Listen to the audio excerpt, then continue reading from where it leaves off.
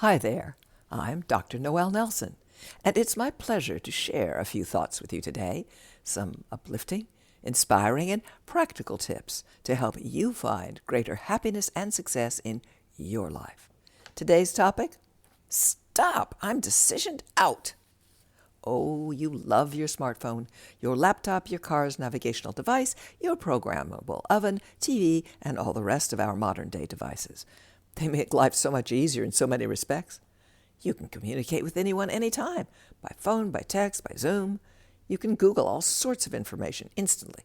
You can compare prices online for virtually any product at any time of day or night. You can figure out which TV programs you want to record weeks ahead of time. You wish your kids were as easy to control.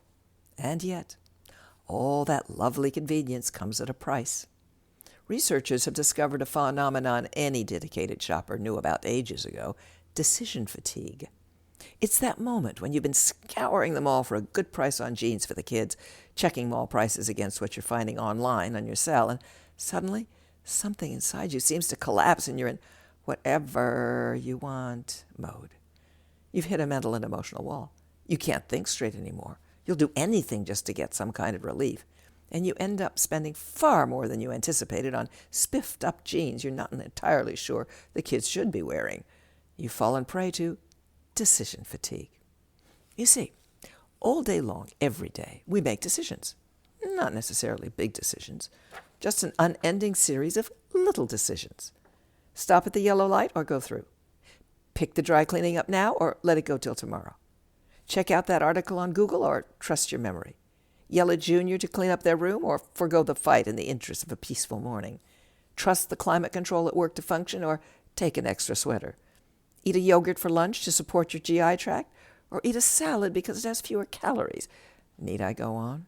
The specifics vary, but there isn't a one of us who isn't faced with 100 decisions before lunch. And that is on a quiet, normal day. The problem with decision fatigue is that we tend to cave and make poor decisions. We buy too much, eat too much, have an affair with someone we shouldn't, don't get done what really should get done, and so on. Yet we can't very well stop making decisions, and our world continues to get more complex, not less. Not all hope is lost. Here are a few easy ways to combat decision fatigue. Number 1, breathe. Take a moment every hour or so to close your eyes, clear your mind, and take a few deep breaths. Simply put, your brain needs oxygen to function properly. Give it extra oxygen every so often by simply taking a few deep breaths. Number 2, diminish the number of decisions you make by being better organized.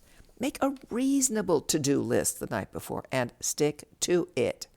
That, by the way, is why the list needs to be reasonable. Thirdly, keep yourself properly fed, hydrated, and exercised throughout your day. The brain needs glucose to fuel it, but too often we alternately starve and stuff ourselves. Pace your food intake so you're neither starving nor stuffing. Drink plenty of water. Not soda, not coffee, not juice. All those beverages are fine in moderation, but nothing replaces the value of water to your body. It's what facilitates the transport system in your body. And exercise? Hey, that's another way to get oxygen to your brain. And exercise, by the way, can simply be getting up from your desk and taking a quick, brisk walk around the office. We are not talking an hour of calisthenics here. Decision-making is inevitable. Use these tips to make your decision-making process as easy and successful as possible by being aware of and avoiding decision fatigue. Thank you for listening to Up. And check out my latest book, Phoenix Rising: Surviving Catastrophic Loss, Fires, Floods, Hurricanes, and Tornadoes. If you'd like more uplifting, inspiring, practical tips and techniques, please visit my website, noelnelson.com, or take a look at my Meet the Amazings Facebook page. Until next time, be well and take care.